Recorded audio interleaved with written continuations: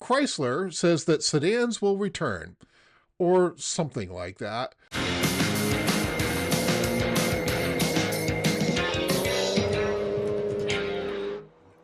Welcome back to Car-Pinionated, our weekly show about cars, the car industry, and driving in general. I'm Doug Stewart, digital executive producer for Fox 61 in Hartford. We're doing it a little bit differently this week because of schedules and timing and stuff. It's just me. And so I'm going to talk about some things that have been going on in the automotive news space. And let's get started. So first up, Chrysler says that sedans will return, or something like that. CEO Chris Fuel says that we'll see a new vehicle that will have cues from last year's Halcyon show car. You'll remember the Halcyon. It was shown in the spring of 2024, and it had coach doors and gull wings. Chris Fuel told Autumn News that the lineup, which right now, I remind you, consists of the Pacifica minivan and the Voyager minivan, will offer a vehicle that will have, quote, multi-energy, incredible design and performance, but also the interior flexibility and versatility of the Halcyon. She believes that there's going to be a resurgence of the car segment as customers are looking for not only more affordable solutions, but we're getting more creative and innovative in how we define the car. So I'll note that the minivans have sold nearly 60,000 units in the first half of the year. Most of that is the Pacifica. About 10,000 or so is the Voyager. The vehicles are built in Ontario, so that's been a challenge as well. And their prices start at the base of about $40,000, and the Pacifica Hybrid, the top of the line, starts around $51,000. There are some fantastic rebates out there for these vehicles. In addition to some of them, through the end of the month, will have a tax credit because they're hybrid. There is a market for sedans. I mean, Camry, Accord, Hyundai, Kia, BMW, Mercedes, among others, are finding a place in the market. They're selling a lot of Camrys and Accords. But until recently, Chrysler had the 300, which held a variety of high-powered V8s. So we'll see. The new leadership in Stellantis is only a couple months old. It sounds like, as a disconnected observer, so to speak, that they might be freeing some resources up for the American brands. We've seen the Ram is talking about what amounts to reviving the Dakota midsize pickup truck, and some Jeeps seem more aligned with what we've traditionally expected from the brand. And yes, both of those things are long-term and may have started well before the current administration. We'll see. Speaking of brand expectations, Hyundai continues to go places in the market. CEO Jose Munoz told an audience at an investors event that they plan on bringing a mid-size body-on-frame pickup truck to the market in 2030, by 2030, to compete with the Chevy Colorado, the Ford Ranger, the GMC Canyon, the Nissan Frontier, and the Toyota Tacoma, and whatever Ram brings to the showroom. The truck is expected to be built with the U.S. market in mind, which means that it will be different from the one that the company is working on with General Motors, which will be designed for Central and South America. The Korean automaker announced that they see the midsize pickup truck as a place where they can gain some sales. They've had some success with their Santa Cruz small pickup truck, which is a unit body and based on their current SUV lineup. And it sounds like they want to offer those customers something larger that they can get to when they trade in, and hopes that they're not going to go to another dealer down the street.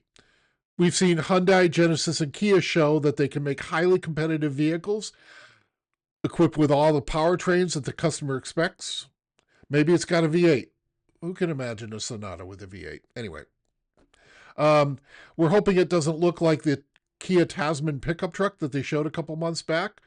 That's a vehicle that won't be sold here. Speaking of mid-sized pickup trucks, a parts shortage will idle production of the GMC Canyon and Chevy Colorado, and that's expected to last for up to 3 weeks.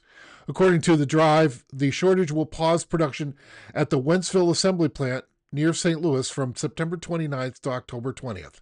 The long-running Chevy Express and GMC Savannah vans will also be paused. GM hasn't clarified exactly what is the problem. In more pickup-related news, the Insurance Institute for Highway Safety has some not-so-great news for two EV pickup trucks when it comes to new crash testing. But first, I want to give you some context. The IIHS is constantly updating their testing, making it more challenging. They look at crash data to determine what kinds of crashes cause injuries and damage, and which has led to more focus on what are called overlap crashes. The organization said in a press release, the moderate overlap front test represents an offset crash between two vehicles traveling in opposite directions. The test vehicle strikes a stationary barrier at 40 miles per hour with 40% of its front end overlapping the barrier. A vehicle might pass one test and then do poorly in the next test, not because something is wrong, but because the goalposts have moved. So the car makers are aware of the new testing standards, and they work to make their new generations and current generations meet those standards. The Ford F-150 Lightning rated only marginal in the new overlap test. According to the IIHS, this was because measurements taken from the rear test dummy showed a high risk of not only chest injuries, but also injuries to the head and the neck. In addition, the rear dummy's lap belt moved from the ideal position on the pelvis into the abdomen, which increases risk of internal injuries. The organization has not tested the internal combustion engine of the F-150 in this cycle. While Cybertrucks built after April this year did well on the same test, it fell short when it came to the headlights. Now, the Cybertruck's LED headlights have come to criticism for several reasons, including their design, which allows snow to collect. And since the LED lights don't create heat, it doesn't melt what collects there. The IIHS cited excessive glare from the low beams as a key reason for downgrading the Tesla's standard headlights from marginal to poor. And workers Jaguar Land Rover are on a break, which could last for several months due to a cyber attack. The impact will be felt by the company's suppliers too, obviously. The cyber attack hit the manufacturer 3 weeks ago and damaged the automaker's IT and production facilities. Jaguar, as we know, is not producing any cars while that's of their own doing. They're planning to revamp their entire lineup. The company said production could be resumed by the 24th of September, but some experts say it might not restart for months.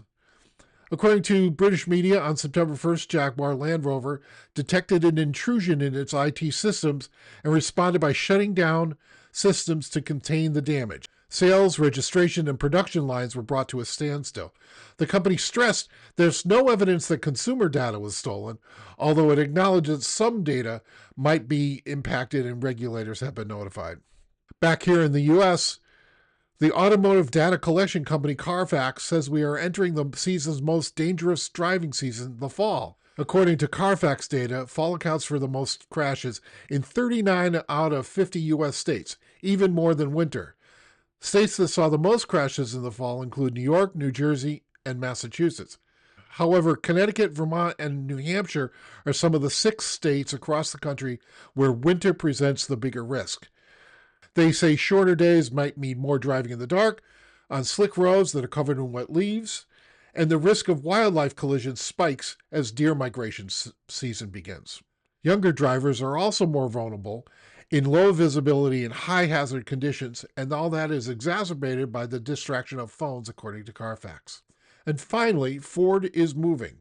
After 72 years in what's been called the glass house, the automaker is moving several miles to a new complex, twice the size, that will combine administration, design, research, and testing all in one place.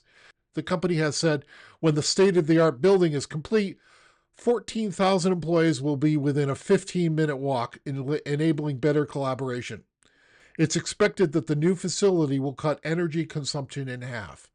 Ground was broken in December of 2020, and when finished, it will have over 2 million square feet of office space. The company plans to demolish the current headquarters and work with the city of Dearborn to repurpose the site. That's it for this week. Glenn and Jeff will be back soon. Remember, you can see old episodes of Car-Pinionated on our YouTube playlist.